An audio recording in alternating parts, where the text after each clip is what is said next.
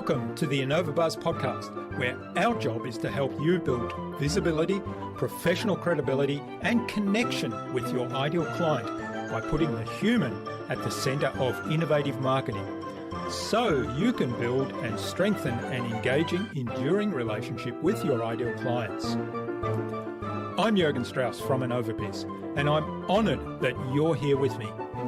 If you haven't joined our wonderful marketing transformation community yet, go to innovabiz.co and collect your free gift as well. Do subscribe to the show and also leave a review because it helps others find us. Let's get into today's masterclass on this InnovaBuzz podcast.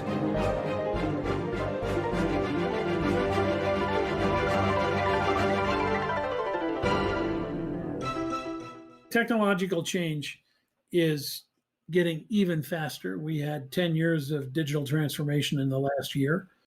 Companies that are going to win coming out of this are really looking at the changed world coming out of COVID and saying, we can be different. We understand it's a virtual world. We understand e-commerce is up. We understand travel is down. We understand electric cars are coming. What does that mean for us? How are we going to lead? Or are we just going to sit there and milk our asset and hope private equity takes us out? That can be a winning strategy, but not everybody's going to win that way. So I think it's about putting these new technologies to work, looking at the new business models, and really resolving that you're going to be a winner. Because if you're not, you'll have a nice historical marker in town that said, here lies the Jones Company. They employed 100,000 people, but they couldn't change fast enough. Gee, it was nice when they were here. I don't think you want a historical marker. You want to succeed and change, and it certainly is possible.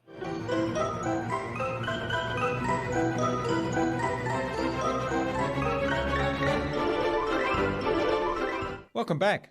I hope your week's been awesome so far. If you haven't yet listened to my recent conversations with the author of Exit Rich, Michelle Seiler Tucker, and the author of Intuitive Marketing, Steve Jenko, then do go check them out, but only after you've listened to today's conversation, of course. I'm really excited today to have on the InnovaBuzz podcast as my guest, Terry Jones. He's a digital disruptor, an author, and a venture capitalist. He's founded 5 startups with $2 billion IPOs, Kayak and Travelocity. He's served on 17 corporate boards. His success has established him as a thought leader on innovation and disruption. As a speaker, author, venture capitalist, and board member, Terry has been helping companies use the tools and techniques he has developed to keep succeeding in our fast-changing world. In our discussion today, Terry talked to me about why the most important things for innovation are taking risks, embracing failure and learning from that failure, then iterating quickly. We talked about what looking at other industries and their practices can teach us about our own, and how to own the edge of your customers' journeys. Without further ado, then let's fly into the hive and get the buzz from Terry Jones.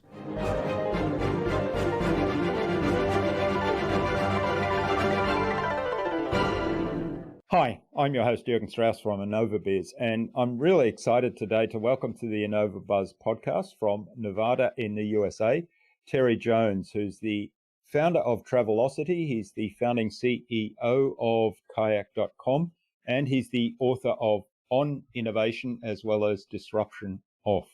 Welcome to the InnovaBuzz podcast, Terry. It's a real privilege to have you as my guest. Jürgen, it's great to be with you. Thanks for having me. I'm really looking forward to digging into the whole idea of innovation and disruption and how the two play out, particularly in today's environment. But before we get into some of that conversation, what is it that drives you and how does that shape what you do today, Terry? Well, people have asked me, I've had a fairly successful career, and how did that come about? And I think I credit my parents, my mom in particular, for making me curious. I'm just a curious guy. She made me a reader. early on, took me to the library. We read all kinds of books. My dad was in the advertising business, so we got 40 magazines at home. I read all of them, from Successful Farming to Popular Science. And I'm still really curious. So that really drives me, because I'm always, thinking about what's around the corner and what's next. And my dad was kind of a maker. He was an amateur radio operator, and we built radios together and stereos and go-karts and shacks and all kinds of things. And so between being curious and liking to make things, that's a good recipe to be an entrepreneur. Yeah, it certainly is. And the curiosity idea is something that, did you pull things apart because you were curious as to how they worked, or was it more around building it? I couldn't put them back together either. So, I did a bunch of that, and we had a giant train set in the basement, and then that space got turned into a big chemistry set, and then it became a print shop, and then it became a photo lab.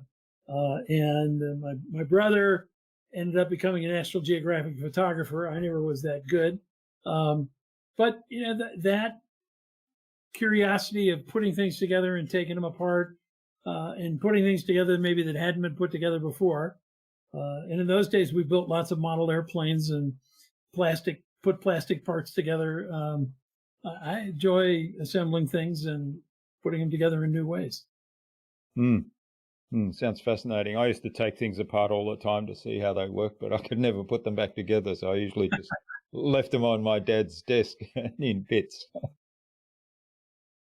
All right. Well, let's talk then about how that all plays out in the space of disruption and innovation. Now, before we started recording, I was relating to my experience at ACFA when I first started, and regular listeners of this podcast will know all about that. When I started, and I thought that was wonderful as a hobby photographer, and then digital photography came along. So that was my big experience of disruption, and how established corporates reacted in a way that was really slow moving and ultimately led to their demise, as we know from ACFA and Kodak, and to a lesser extent Fuji. I think they reinvented themselves. So how do you see that digital disruption playing out, and that slow response example of, in particular, that one? And there's lots of others that you talk about in your books. There are many, certainly, and Kodak is a great one, because they did invent the digital camera. They were first, that's right. But they never brought it to market. And the day they went bankrupt, Instagram raised $1 billion. So photography didn't go away. Kodak did. And very difficult balance for them. It's exceptionally hard to change an ongoing company and get your shareholders to understand those kind of changes.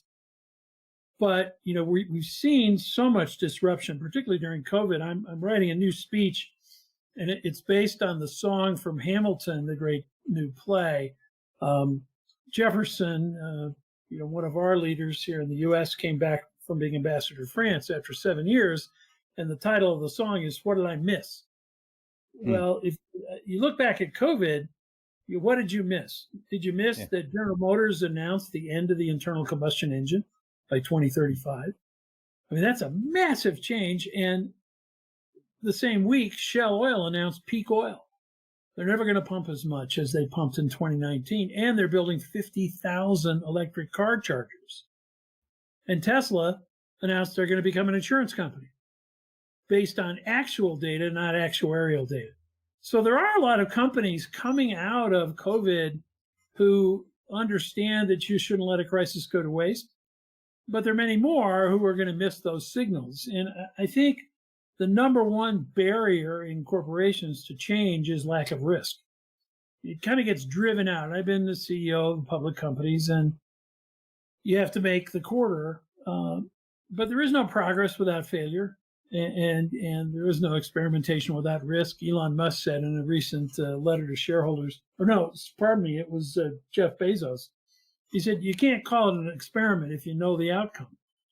So the problem is those companies don't take risks. and they don't experiment anymore, and they get really, really good at doing the same thing over and over again, and they optimize, and they're profitable. But that's a sure bet for disaster. You cannot do that. You have to take risk, and you have to learn how to kill projects instead of people. You know, if it's Terry's fault, then Terry won't ever come up with a new idea again. It most probably wasn't Terry's fault. It was probably a bad idea that just didn't work, or the customer told you. If you don't learn from the failure and move on, now obviously if I fail over and over again, you know, you're going to send me down to the minor leagues. I'm not going to be asked to do it again. But generally, it isn't the fault of the person as much as it is the idea wasn't correct, and the market told you how to correct it. And so I think that's the biggest learning that companies can have. Yeah, the idea of risk and being risk averse as a danger sign for not coming up with new innovation is a big one. I'm curious, the examples you gave there raise a question in my mind.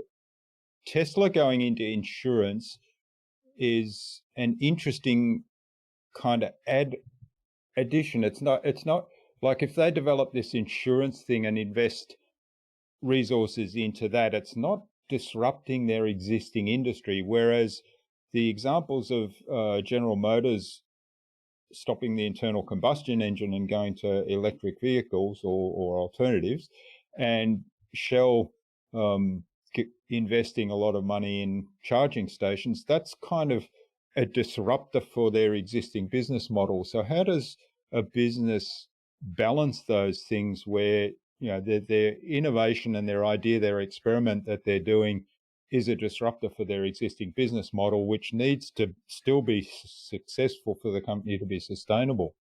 Well, that's right. And I think, you know, you get to the point where you can't ignore the change that's staring you in the face.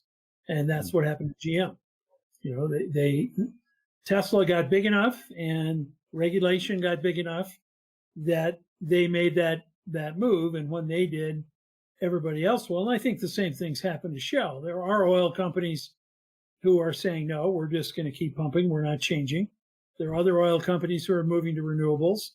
There are others that are greenwashing, and it's all baloney. So it's interesting to see how far people go, but it's very rare. You know, as somebody said, the best candle makers were always making better candles. They didn't invent the light bulb, right? It's very hard to make that jump. But I think today, with all the startups that are out there nipping at your heels, CEOs are much more cognizant of what kind of changes are coming. Jamie Dimon at JP Morgan said last week, you know, fintech is an enormous competitive threat to banks. And I'm sure he's looking over at Ant Financial, you know, who spun out of Alibaba, reorganized instead of around payments around their customers, and said, what else can we sell this billion people that we've signed up? Well, they sell them insurance, they sell them financial instruments, they sell them security, they sell them all kinds of things, because they realized that it was the billion people that was the biggest asset, not the particular product that they had to sell. So more and more companies are becoming platforms around customers and saying it's the relationship that we want to leverage rather than simply optimizing our manufacturing process or our supply chain. That's a big shift. Yeah. It's, to me, what you've highlighted there is it's about asking different questions, isn't it? Like I always thought, in my example with ACFA, the question that should have been asked is, like they said, what business are we in, was the question that was being asked. And they answered that with, well, we make film and paper for photographers. Yeah. And there wasn't the follow-up question with, well, what are we really delivering, to dig deeper? Because to me, the answer to that one was a means to capture memories. And then all of a sudden you're opening up a whole lot of other idea. Well, how else can you capture memories? And how could you do that smarter and make it easier for the person, the user, and make it quicker for them, which, you know, clearly digital photography was a means to do that. Very hard to answer the question and get an answer in a company. And sometimes it's, it can be simply also looking at an existing business and saying, why are you doing that way? Musk keeps it, it's that old ask why 5 times to get to the core question. I mean, look at SpaceX. They looked at rockets and said, well, we can cut the cost exponentially if we reuse the rocket instead of throwing it away. Everybody said that was impossible. It took them 10 years. Now their cost of launching is a fraction of what other people have done, and nobody else, I guess Bezos is the only other one who has a reusable rocket. So sometimes just looking at, the way things have been done and saying, that was true, 50 years ago, but why? And there's so many pieces of a business that people continue to say, well, why? I mean, look at when I was at American Airlines as CIO, I had video conferencing to my various data centers. And of course the airline hated that idea, but they understood why I did it. But we always wondered, when is it going to come and eat our lunch? Well, it just did. Yeah. Everybody's, and you and I are on Zoom here, even though we're audio. I can't remember when last time I got a phone call. Everybody Zooms me. And business travel is going to be down 35%. I met a guy who runs a massive former division of GE, a consulting company, and they're cutting their travel budget from 100 million to 50 million. We figured out how to do it. We're not going back. CFOs aren't going to let it go back. So sometimes, the external pressure, it comes and suddenly the technology catches up and there's a trigger, whether it was 9/11 in the United States that changed security forever, or COVID that has forced everybody to work from home worldwide, or punch telehealth up here. Telehealth was basically prohibited. It was 40% of visits last year. And we're all already hearing people say, oh, it was terrible and didn't work. Consumers loved it. So it's going to stay. That's the thing. I mean, Zoom's been around for quite a long time, and there's other technologies where you can have online meetings with people rather than travel in person. And it's something I've been using for a long time because, like you, I had an international career and we were using video conferencing technology to sort of save on travel costs way back when.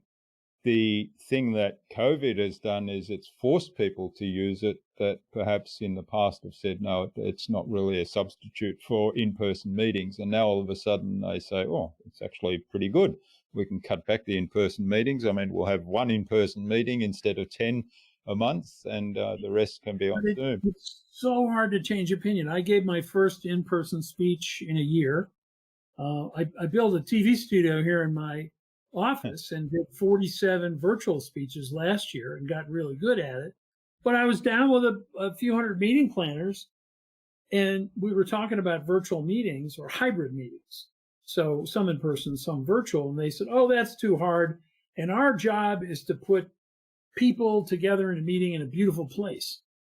And I said, look, as a corporate CEO, I wouldn't say that's your job at all. Your job is to get me the right outcome from my meeting, to motivate my people, to excite my customers, to introduce a new product. Now, if that happens to be in a great place, that's fine.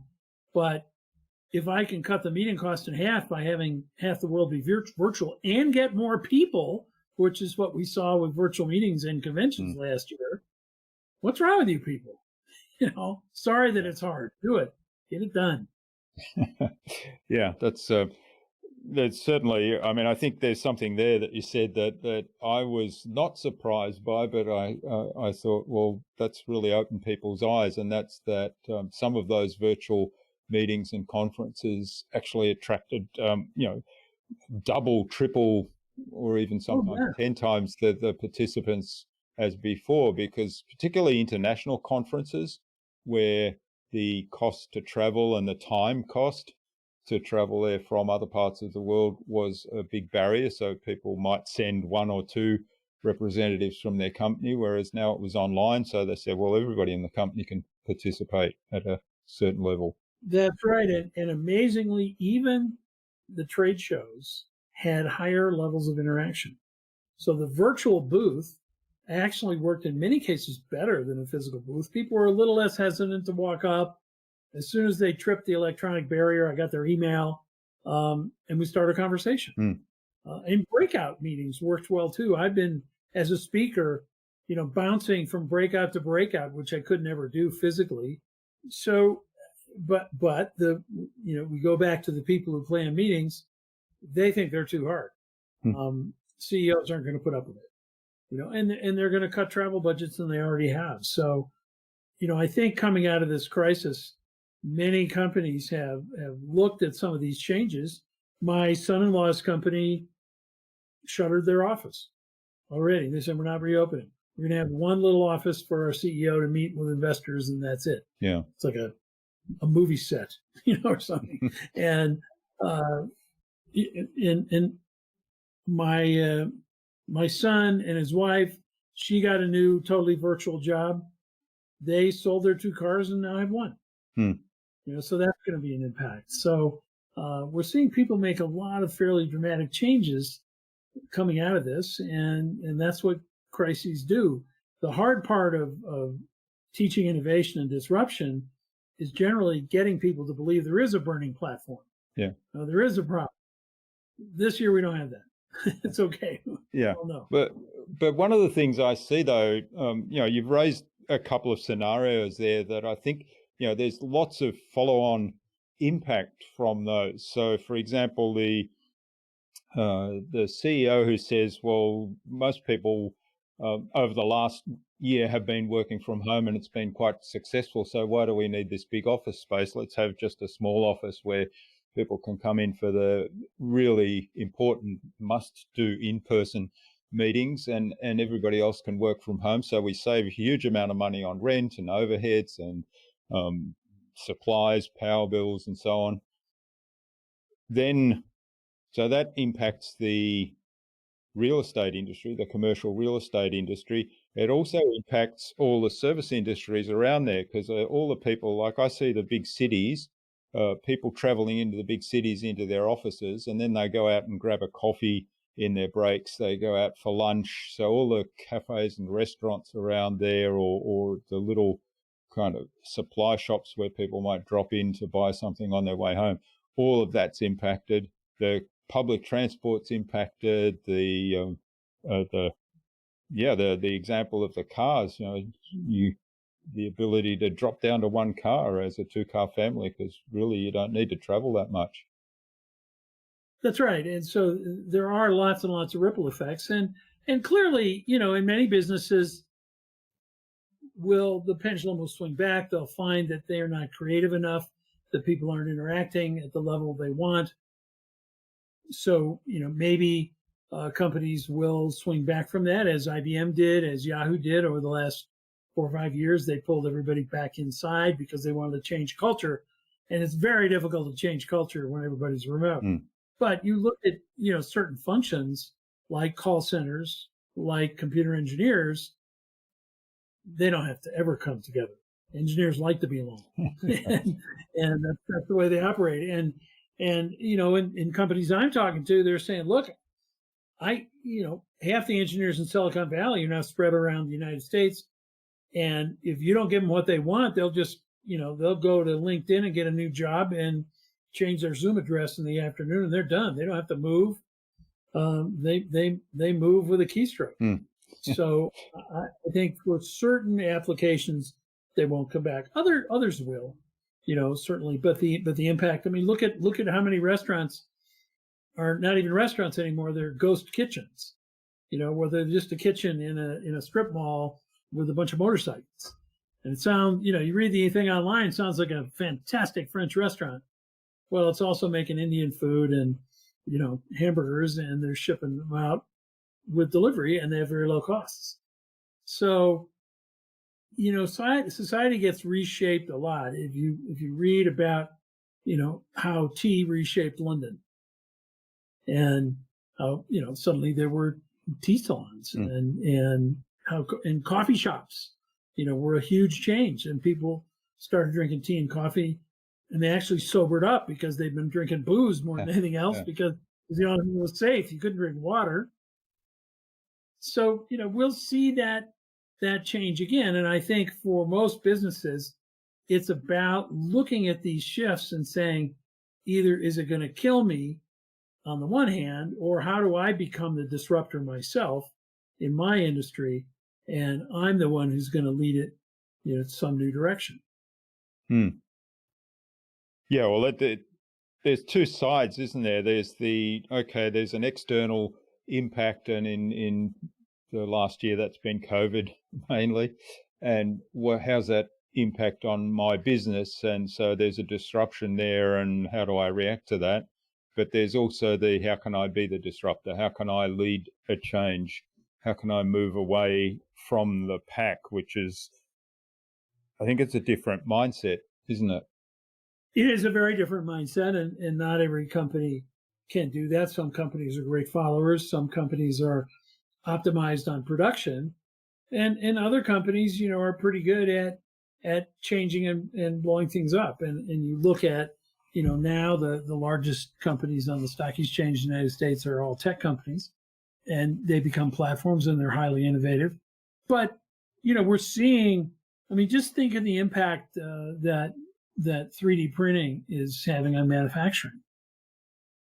Think of the impact that mRNA is going to have in the biosciences field, as this COVID vaccine was basically built like a piece of software in an incredibly short period of time. And people are saying, "Oh, I won't take this vaccine. It was built too quickly." They don't understand how it was built. It was not built like old vaccines. Old vaccines took a long time because that was the way they had to be built. So you see these disruptive technologies, whether it's drones or big data or AI or 3D printing, and large companies have to look at how things change so quickly. 90% of hearing aids are now 3D printed, and that change happened in like 4.5 years. The people who didn't do it are gone. Yeah, because the cost base changed and the customization went up. And you've got to adopt. So, I encourage businesses to constantly be looking at what other industries are doing. As I speak to industries, if I'm going to go speak about the oil industry, I'll talk about some other industry. Because if I tell them about the cool things in the oil industry, they'll blow me off. But if I tell them about the cool thing, in the manufacturing industry or in the bioscience industry, oh, that's pretty cool. I could do that here. It helps to point to people somewhere else, and then they get to put the pieces together, and it's their idea. They're more likely to run with the ball. Yeah, it's a great way to do it. Because as you say, if you come in as a non-oil industry expert to talk to them about the oil industry, whilst you might know a lot about that, I kind of say, well, we know that. It's connecting the dots, isn't it? It is, and that's a lot of innovation is simply connecting the dots. Look, the MRI really didn't have any new technology in it at all. They just assembled it in a new way. And Apple did not invent the cell phone or the MP3 player or the watch. They just made them a whole lot better. They come at it from the customer experience working back, not really from the technology going forward. They're an experience company, and there are a lot of experienced disruptors. You look at how Apple disrupted the music industry, and then how Apple got disrupted by Spotify, or how Dollar Shave Club disrupted Gillette. Who thought people would subscribe to razors? Those are experienced disruptors. So there are a lot of ways to disrupt. You can disrupt on the customer experience. You can disrupt because your base technology changed the cost. You can disrupt because you're simply faster than anyone else at doing things. There are a lot of ways to be good at it. The point is not to simply sit there and optimize what you're already doing, because you'll be Africa, right? Or you'll be Kodak, and you can't do that. And that takes building a culture where you can make a mistake and you can fail, and failure is okay, and you move on from that failure and learn from it. Look, why do sports teams watch films of the previous match? Not to assess blame. They do it to ensure victory. They do it so they won't make that mistake again. They want to make new mistakes, right? And that's what's so critical, is to find the right culture and the right people who are glass half full, and people who, want to reach higher. And if you can build teams of those people, then you move ahead. Yeah. It's learning from mistakes as opposed to avoiding mistakes, isn't it? Yeah, keeping your head down. And why should I take a chance? I might get a 5% raise, but if I screw up, I'll get fired for sure. Well, I spent one time a whole day with a big insurance company and their senior people talking about innovation. They were all excited, ready to go. And the chairman came in and said, well, this is all good, but I only want you to innovate about this one thing. That was his thing. Yeah. Air just went out of the room. I mean, because, what could Bob in accounting do? Nothing. He was stuck. So you have to let the culture flourish. All right. Let's come back and talk some more about the impact of the pandemic and some of the changes that companies have made that are going to have impact for them in the long run, and perhaps wider ranging impacts that we need to be aware of. Give us some examples there. Well, we talked about some of them, but look at traditional companies who are taking risks. Mass Mutual is a 150-year-old insurance company here in the U.S. They just bought $100 million of Bitcoin. That was shocking to me. That says that something's really happening there.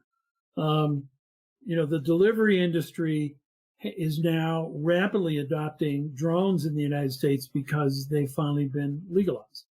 And in one small city in Virginia, they've been experimenting with drones every day.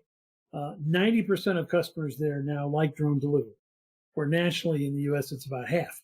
Think it's a good idea. So what does that mean for UPS and FedEx when 80% of the products that are delivered weigh less than 2 pounds? So there's a dramatic shift that will continue. E-commerce is up worldwide something like 30 to 35%. It's not going to go back. We look, and you tell me what happened in Australia, but in the U.S., Instacart, who's delivering food, hired 300,000 workers in 2 months. They're hiring 100,000 more. And people have gotten used to having great meals at home rather than going out. Now, everybody wants to go out, and they will, but will they go out as often? Yeah. My assistant was coming back from a trip to Mexico and ordered groceries online for the first time. And they arrived at her house when she did, and it cost her $5. And she said, well, that was a lot easier than going shopping. So, a lot of the companies particularly in B2B and in other industries that hadn't gotten around to e-commerce, they have to now. They're being forced to consider that. And it's hard for them. But they're doing it, Yeah, it's interesting.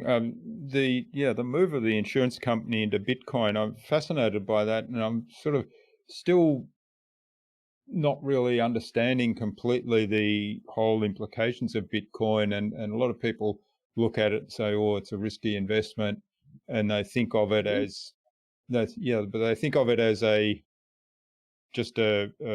another currency, a kind of a virtual currency. Is there more behind it? Is it the technology that's important rather than Bitcoin itself? Well, they're two different things, really. So I think, look, insurance companies, at least in the United States, are huge investment vehicles, and they invest in a wide range of things, from even a venture capital to very stable investments. So I think for Mass Mutual, it's just said, hey, we think we can make money here. We're smart investors. We're going to invest at the right time, because Bitcoin isn't a currency; it's gambling. It is not a sovereign-backed currency that has a stable price. It's bid up and down by everybody who bids on it. And same thing with Ethereum. So, is it different than bidding on corn futures? Not to me. I think it's just a way to gamble and to, with very high risk, see if you can make a bunch of money. But it's not. Yes, you can spend it, but you can kind of spend corn futures too. You buy and sell them. I think that the blockchain is a very interesting technology. It's exceedingly hard to implement because it's sort of like a religion. Everybody has to believe in exactly the same part of that religion in order to implement it, because all the suppliers in a supply chain, along that supply chain have to be there. So Walmart is able to, they're so big, they're able to say, around this part of supply chain, around fish, everybody has to be on blockchain. You can't sell those. Well, that gets it done. Mm. Or Maersk, the shipping company who wanted to use it, realized they couldn't really pull that off. So they kind of spun that off to IBM and put together an industry consortium around blockchain. I had 3 conversations today with companies in the blockchain field, many of them around the issue of vaccine certification, saying, that's a very good place to put your vaccine certificate in a blockchain. It's safe and secure. It's immutable, can't be changed. And you can access something that says Terry gets a green check. So there are places where I think blockchain will make a lot of sense. It's just a tough technology to implement because you have to get so many people to believe in the same God. That's always hard. Yeah, that's right. So the other one you talk quite a lot about is the Internet of Things, and I guess it's a little bit a tangent off blockchain, but tell us a little bit about some of the exciting developments that you've spoken about in the past and that you describe in the book there, because I think there's Well, I think we're all interacting with IoT devices every day. I have, I think, 30 in my house. You probably do too, more than you think you do. And industrially, they're moving very, very fast, particularly in conjunction with 5G. So one of the companies I work for, I'm on the board of, is Boingo. We do a lot of Wi-Fi and cellular connectivity in the United States, in military bases, in housing developments, and stadiums. But now lots of corporations are coming to us and saying, we want private 5G networks in our factories to connect to our machines that are driven by the Internet of Things, because 5G has low latency, so it can very quickly, move a valve or turn a process on and off, and it dramatically reduces costs. Or, we're putting sensors on our pipelines so we know what's happening. We're reducing the cost of inspection.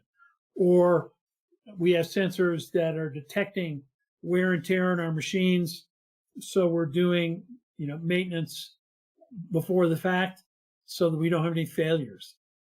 And part of the whole thinking about IoT that I talk about is a concept called owning the edge, because the customer is now at the edge. The edge is either the pane of glass that they're talking to on their phone, or it could be an IoT device. So Honeywell, for example, has sold sensors for many, many years, and the sensor would turn the red light on, and you had to figure out, well, what does the red light mean? It means the compressor went down in section 4.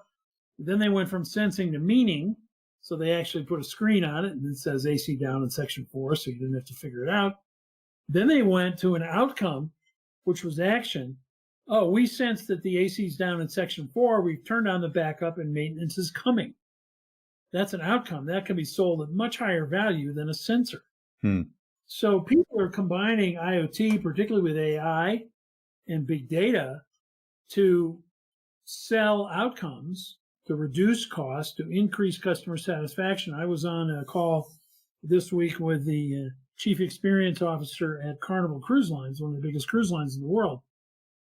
He was the guy who implemented the Disney band. So when you go to Disney parks today, you wear a wristband, which is IoT. It lets you in the park. It gets you to the head of the line. It pays for your dinner. It opens the door of your hotel room. Well, now they have a medallion that everybody on the cruise line wears, does all the same thing.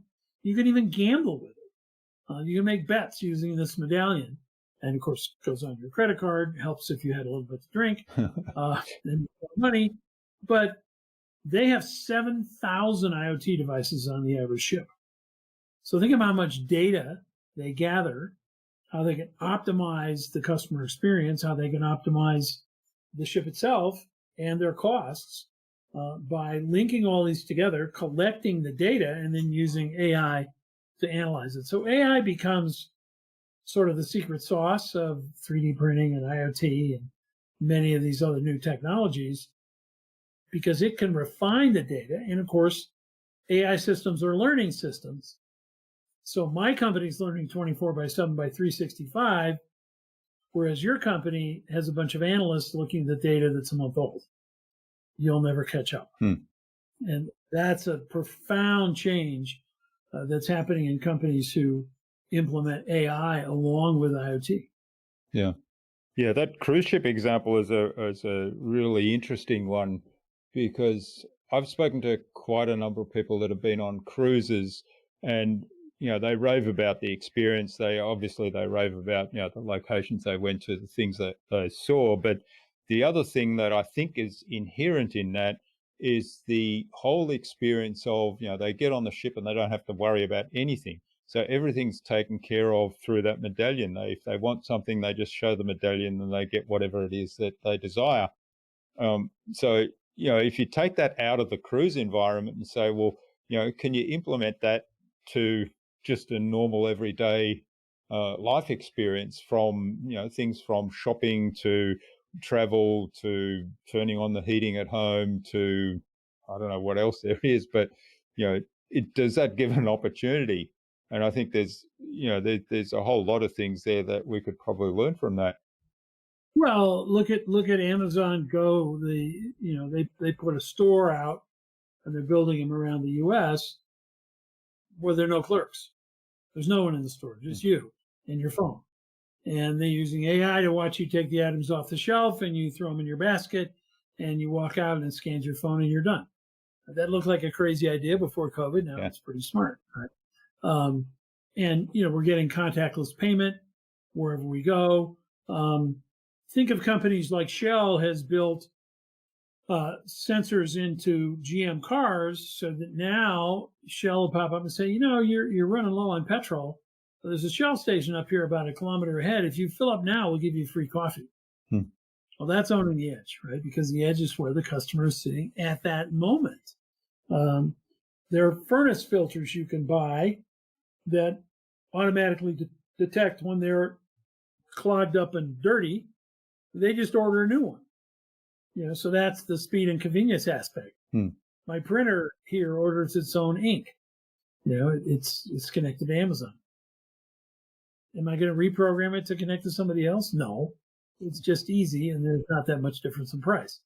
So speed and convenience win the day, and you have to think about, owning the edge isn't about having a shop on a high street anymore, because the edge is the edge of the glass, or the IFE system in an airplane, or your entertainment system in a car, or the sensor at the edge of the factory that automatically calls maintenance. GE is selling airplane engines by the hour now, because they get so much reliability information from the engine. They said, well, do you want 95% uptime? Do you want 98? Okay, we'll guarantee it. Just pay by the hour. They're selling diesel railroad engines the same way. So the other thing that's coming out of all these new technologies that I talk about in Disruption Off, because the first part of the book is about technology, and that's mainly to scare the heck out of you, everything that's coming. But there's also a large section on new business models. So whether it's subscriptions or outcomes or platforms, people are combining these technologies with new business models to also turn the tables on the competition. Think of Tesla in the insurance business. They get so much data. They have 10 billion miles of learning from their cars. So they understand driver behavior in a way a traditional insurance company cannot. And they can also put the feedback loop in to say, well, if you insure with us, we figured out how to fix our own car cheaper than anybody else can fix it because we built it, right? That's an interesting feedback loop. That leads us into, connected products. So the cloud, is a wonderful revolutionary tool. It's why two guys and a dog have the computing power of a Fortune 500 company. But it also allows us to be connected to products. So in the web business, like Travelocity or Kayak, obviously we had these great opportunities for sensing what customers were doing. But traditional manufacturers haven't had that. But take John Deere, the tractor company. They also had to wait for the annual convention to hear from the dealer what the dealers thought the farmer were doing this year, right? Now they're connected to the tractor 24/7, and they can sense what's going on, and they can update that tractor to delight the customer with a new feature to get them to stick. That's why, Teslas aren't the most reliable car in the world, but they have the highest customer satisfaction. Yeah. And it's probably because I go out in my garage and get in my Tesla and I have a new car every 6 months. Because they've updated. It hasn't cost me anything. Otherwise, I got to, cars never got updated. Maybe you could buy an accessory, move from an 8-track to a cassette, but now they're cool new features all the time because it's connected. And traditional companies have to think about, what does 5G mean? What does it mean to be connected to my customer all the time? What am I going to learn? You better reorganize your data around the customer. Make people blow up those separate silos and focus on delighting the customer by learning from them, because they're telling you stuff every day. Yeah, it's a fascinating principle, and it kind of opens up the possibility. And I wonder what your thoughts are on this, because as a marketer, that my philosophy is making marketing human again, and it's all very much focused around understanding your customer and customer needs and being able to deliver on those and delighting your customer all the time. Now with the Internet of Things and 5G, and with that example you gave, it's a great one of using the knowledge that you have and using the data that you're able to get to understand that customer better, understand their behavior, and then deliver things that will make their life easier, and basically be customers for life. So cement that relationship. Now, in the traditional world, that's there's been a mindset around that not all people have felt that way. That the customer delivering that exceptional experience is the focus of what your business is all about. So how do you bring that mindset in together with the new technology that opens up all those other possibilities? Well, it is a big change, particularly for mass marketers. Razor companies looked at the grocery chains as their customer, not the person shaving so much.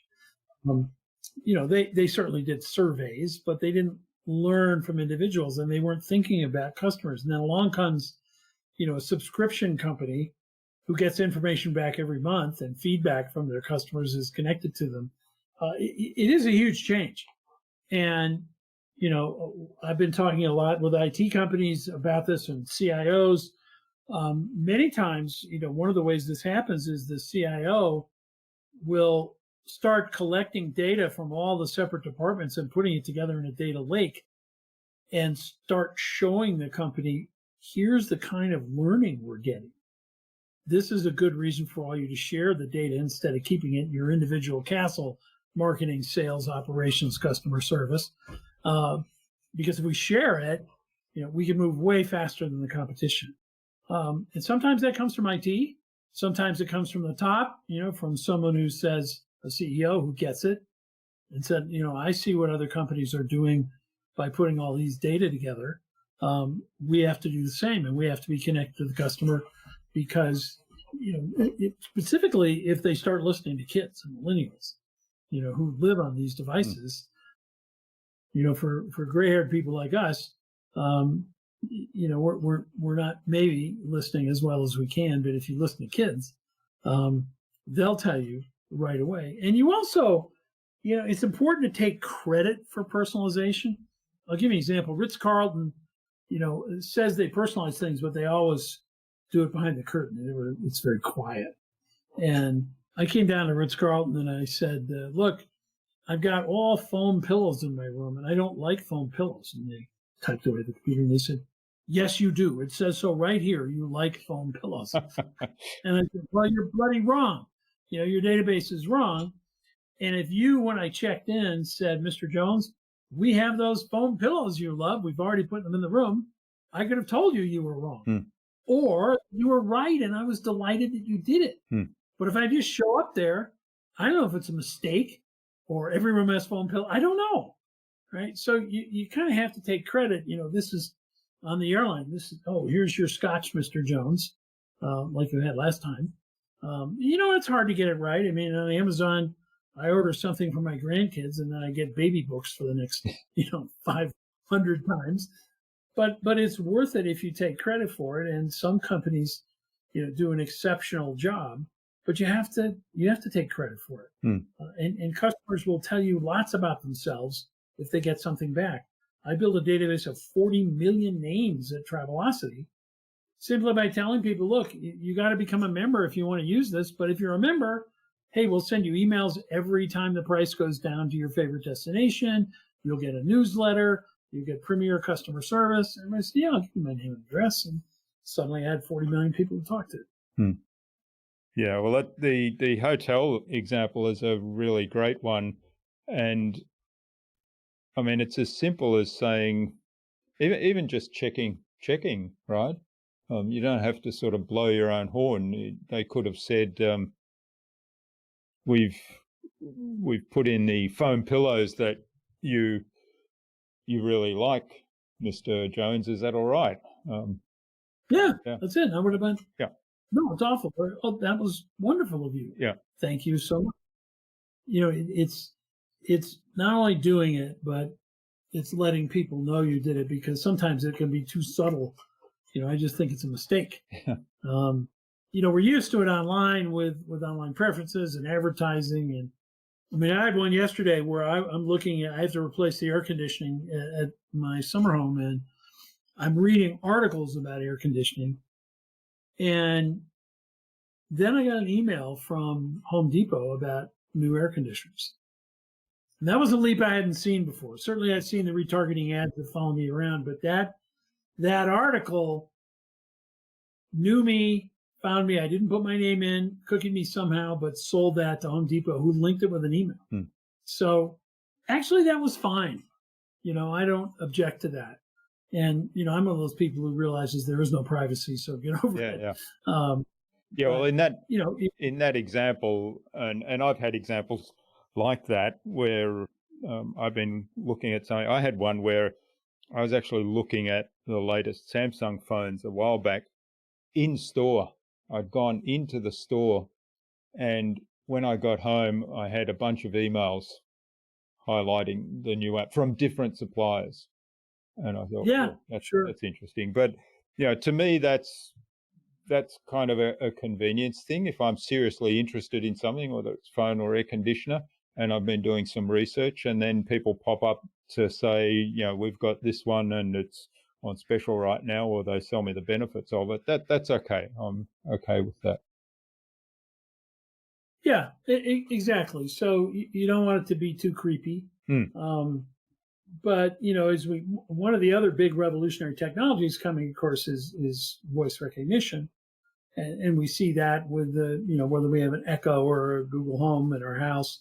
But my last company was an AI company. And if you book on a travel site today, it's going to say, where do you want to go and when?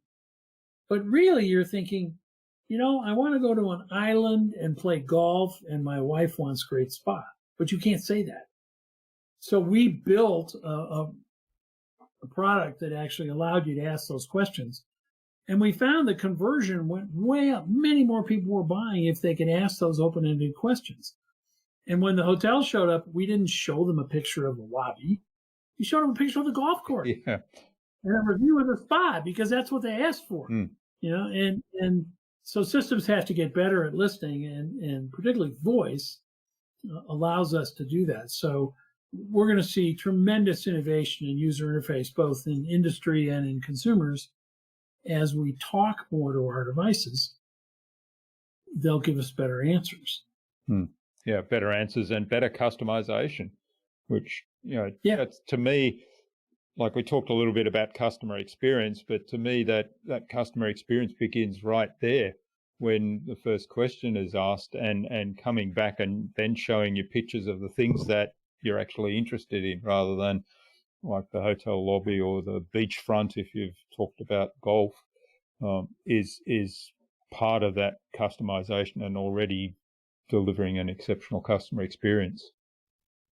Right. And so using AI to analyze the images, to read the reviews, and to listen to the customers is going to be table stakes in e-commerce going forward.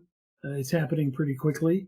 and those systems just keep getting smarter and smarter. I've seen systems using AI in chatbots where I may have a human running the chat, but the AI is listening in the back and will say, recommend this product to Jurgen, right? Yeah. And that close the deal, right? Because the AI is looking at billions of interactions.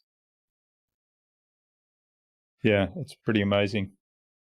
Well, this is fabulous, Terry. I could go on talking ages about what's coming down the pipe for the future and what are some of the implications, but I think it's a good point now to move on to the buzz, which is our innovation round. And I've got 5 questions that I'll ask. They're designed for our audience who are primarily leaders and innovators in their field. And I'm looking for some tips from your experience. Hopefully the listener will go and do something awesome as a result of your answer. Hope so. Yeah. What do you think the number one thing is anyone needs to do to be more innovative? We said it at the top of the show. Take more risk, fail more often. Yeah. Right. Be comfortable with failure, fail, learn from it, do it again. It's the hardest thing to accept. When you're an operator and running a big business, it's probably the most important thing you can do. And you don't have to fail big anymore. You can fail small. Fail with a 3D printed prototype. Fail on the web. There are lots of ways to fail small, but fail.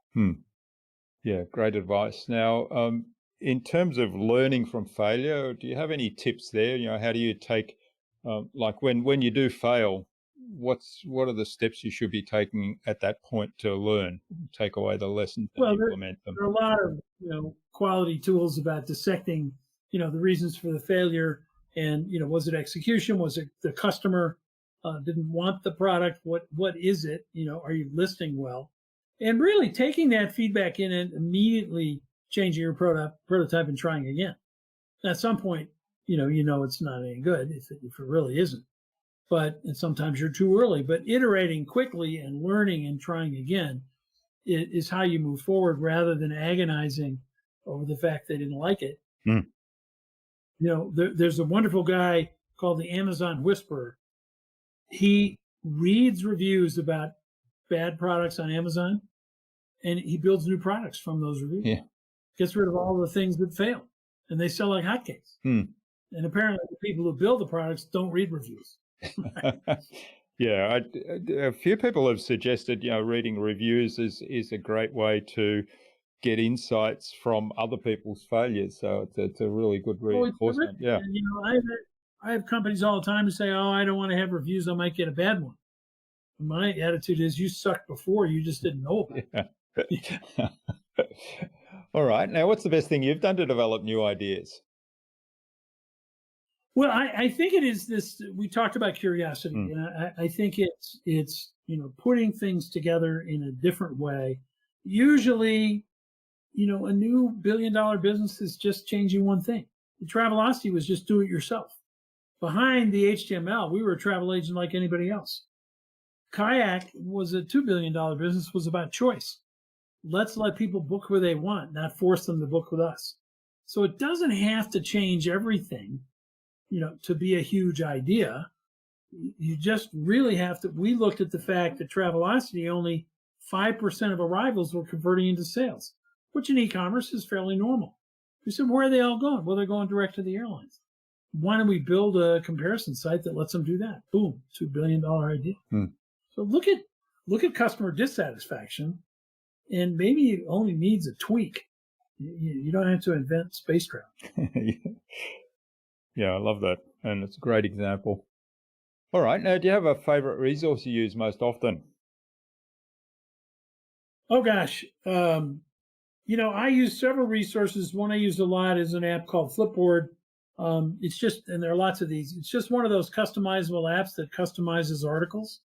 So I can flip through articles at exceptionally high speed and save the ones I want. And I say, look, I want to read about blockchain and drones and whatever my interests are, because I can do that on my phone in the morning, for 30 minutes before I even get out of bed, and all that stuff is collected for me. So I do that all the time, because I find I don't have time to read them all until, now I do again because I'm flying. So I tend to, curate them all, and on a long flight, I'll absorb all that stuff and then distill it for a book or a speech. So there's so many tools that can help you read quickly today. It's necessary. Yeah. And my books are a quick read, both on innovation and disruption off. They're 73 3-page chapters. So it's like a cookbook, which is necessary today because most business books aren't finished, aren't by the reader. Yes, that's right. I'm a very voracious reader, and often I find I've got about 10 books that I've three-quarter read, and I kind of lose interest a little bit if I'm getting to the point where I think I've got everything I need out of this, and then I often move on to the next one. Exactly. All right. Now, what's the best way to keep a project on track? Well, I think what happens many times, I mean, there are lots of answers to this, but here's one. If you have a project that the CEO thinks is important, probably you're getting blocked in the middle of the organization. So one thing I've seen that works very well is for CEOs to just get a red light, green light on all the projects.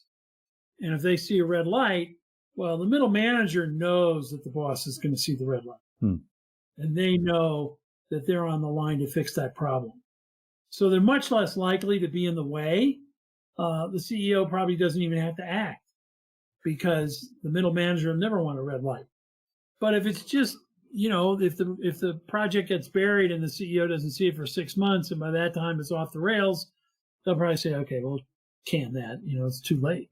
So if CEOs want things to move quickly, depending on their culture, it's pretty good to just have a very simple report that comes up. Alan Mulally did that when he took over and changed Ford. Say, hey, I'm looking at this stuff. I'm looking at it every week. Nobody wanted a yellow light.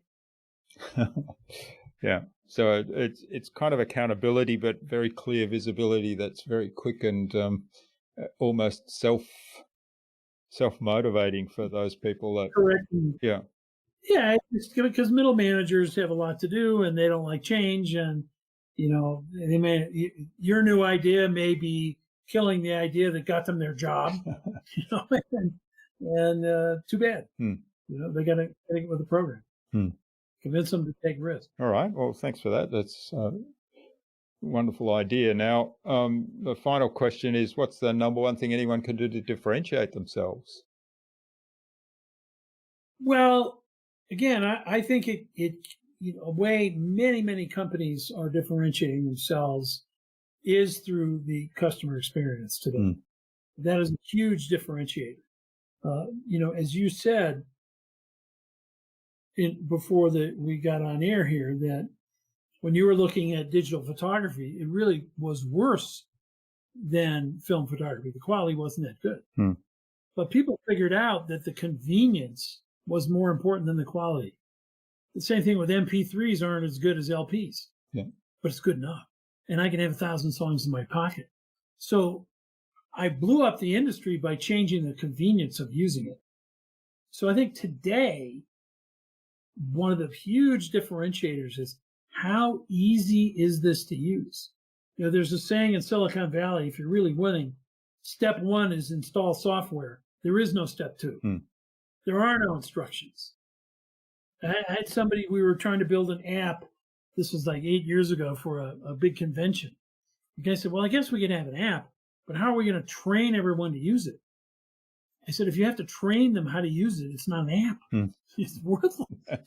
We don't get trained how to use these, they work. And the single button interface, that is the differentiator today. I mean, look at Uber. It's just software. They don't own cars, licensed cars, service cars, right? Airbnb, it's just software. They don't own hotels. They don't service hotels. They just bring you hotels, right? They've eliminated 98% of the hotel business plan, and they're worth more than all the other hotel companies combined. Same thing with Tesla. The car is about ease of use. When I get in my car, it shuts the door and turns on. My wife, the first time she drove it, I wasn't here. She couldn't figure out how to turn it off. She finally got out and slammed the door. And then she said, oh, look, it went off. I said, that's all you have to do. Why do you have to turn it off? Just leave. So I think it's really today, it is about user experience that is the differentiator in products. Have connected products, listen to the customer, improve your product all the time, you'll win. Yeah, that's great advice. And I often, every time I have a really bad user experience, it amazes me that the people in that company haven't gone through that experience themselves of using their own product and realizing that it really sucks. Eat your own dog food. Yeah. Exactly. Okay, well, thanks, Terry. This has been fabulous. Now, where can people find out more about you, get a hold of copies of your books, and maybe even reach out and say thanks for what you've shared today? Well, the books are available on Amazon. They're in paperback, they're in Kindle format, and they're in audio. I read both of them. So just about any way you want them. My website is tbjones.com. T is in Terry, B is in Brian Jones. It's hard to get a Jones URL, so that's tbjones.com. Don't go to Monty Python. They own some of the Jones URL. And you'll find lots of information about me, many videos of my talks. I'm a public speaker. I've been to Australia many times. I speak worldwide on disruption and innovation with real world examples and lessons you can take home. And I'm available virtually from my studio. So happy to be a speaker. Take a look at those videos. You'll learn a lot about the way I think, and hopefully you'll buy a book, and maybe I can come and speak for your organization. I'd love to do it in person, but virtual works. Yeah. All right. Well, thanks, Terry. And we'll share all those links in the show notes so people can click straight through. So do you have some parting advice for our listener today as we wrap this up? Well, I think, look, technological change is getting even faster. We had 10 years of digital transformation in the last year. Companies that are going to win coming out of this are really looking at the changed world coming out of COVID and saying, we can be different. We understand it's a virtual world. We understand e-commerce is up. We understand travel is down. We understand electric cars are coming. What does that mean for us? How are we going to lead? Or are we just going to sit there and milk our asset and hope private equity takes us out? That can be a winning strategy, but not everybody's going to win that way. Yeah. So I think it's about putting these new technologies to work, looking at the new business models, and really resolving that you're going to be a winner. Because if you're not, you'll have a nice historical marker in town that said, here lies the Jones Company. They employed 100,000 people, but they couldn't change fast enough. Gee, it was nice when they were here. I don't think you want a historical marker. You want to succeed and change, and it certainly is possible. Yeah, that's great advice. And what fascinates me is it's always technology. Ever since the Industrial Revolution started, technology has been evolving fast, and every time you look at it, it's evolving faster. I mean, it's almost exponential, because the more technology we have, the next generation of technology evolves even faster, because you've got this technology that's enabling that evolution. That's right. And but we're learning fast too. Yeah. We just have to learn faster than our AIs. Wonderful. All right. Finally, well, Terry. Thanks for having me, Jürgen. Appreciate it. Yeah. Finally, who else should I get on the podcast and why? Well, I'd suggest my brother, DeWitt Jones. He's a National Geographic photographer, nominated for 2 Academy Awards for his movies. Author, he's written probably a dozen books, many of them photography books, of course, coffee table books, but a lot of more philosophical books about nature and creativity. And he's been a worldwide lecturer on creativity for the last 25 years, lives on the island of Molokai in Hawaii. I'm going out there to see him in a couple of weeks. A fascinating guest, and given your background in film, I think you'd really enjoy it. All right. Well, we'll get an introduction to DeWitt from you, and hopefully we can get him on the show as well. Okay. Thanks very much. Thanks, Terry. I really appreciate the time you spent with us today and talking to us about all things disruption and innovation, and particularly how we can position our businesses and take advantage of the opportunities that all the advances in technology provide us, and react to the situation that we're in coming out of this COVID pandemic, which hopefully is starting to be on the downhill back to some semblance of not having to worry about COVID, let's say. Well, thanks very much. Bye.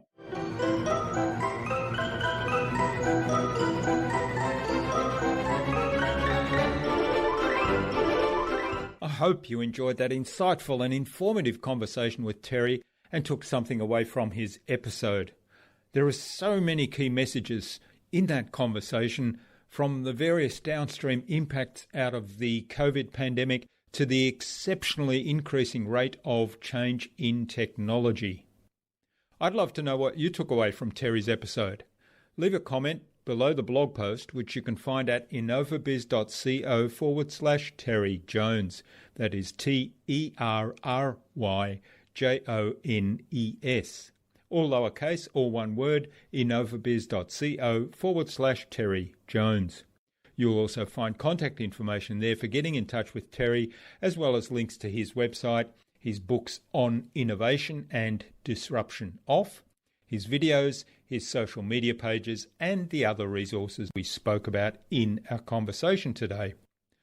If you liked this episode, then please don't keep it to yourself. Share it with at least 2 other people that it might help, so that we can get this valuable information from these wonderful guests out to more people. Tag me in on that share and I will reach out to you with a special surprise. Terry suggested that we have a conversation with photographer, writer and film director, and also his brother, DeWitt Jones, on a future InnovaBuzz podcast episode. So DeWitt, keep an eye on your inbox for an invitation from us to the InnovaBuzz podcast, courtesy of Terry Jones. Tune in again to the next episodes of the InnovaBuzz podcast, where we've got yet more fantastic guests lined up, including Pinterest powerhouse Laura Reich and personal branding coach Marina Girgis. Thanks for listening to this episode. Make sure you subscribe to the show to be reminded of new episodes. It's free to subscribe. Leave a review if you like. Even if you don't like me, I'm okay with that. I'm asking you to leave a review because it helps other people find this show. Go to innovabiz.co to join our marketing transformation community and access a free gift my team and I made for you. It's the Marketing Master Mini Class. We want to give you everything you need to transform your marketing into a human-centered, relationship-focused growth engine. Until next time, I'm Jürgen Strauss from InnovaBiz. Remember, be awesome and keep innovating.